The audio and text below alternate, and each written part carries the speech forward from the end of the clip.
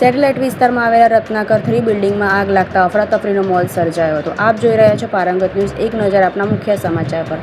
અમદાવાદ શહેરમાં આગ લાગવાની ઘટનાઓમાં સતત ચિંતાજનક વધારો થઈ રહ્યો છે, ત્યારે ફરી એકવાર આગ લાગવાની ઘટના સામે આવી છે, જેમાં સેટેલાઇટ વિસ્તારમાં આવેલા રત્નાકર 3 બિલ્ડિંગ બી વિંગમાં આવેલા ત્રીજા માળે આજે આગ લાગવાથી ઘટના બની હતી। સૌપ્રથમ ફ્લેટમાં રહેલા એસીમાં આગ લાગી હતી, જે બાદ આગ વધુ પ્રસરતા ધુમાડાના ગોટે ગોટા બહાર નીકળતા જોઈ ફ્લેટમાં તેમજ આસપાસમાં રહેતા લોકો ભારે ફફડાટ ફેલાયો હતો। જીવ બચાવવા માટે બિલ્ડિંગના રહીશો તાત્કાલિક નીચે દોડી આવ્યા હતા। બેડરૂમમાં લાગેલી આગ વધુ પ્રસરતા ફ્લેટના 3 રૂમ બળીને ખાખ થઈ ગયા હતા।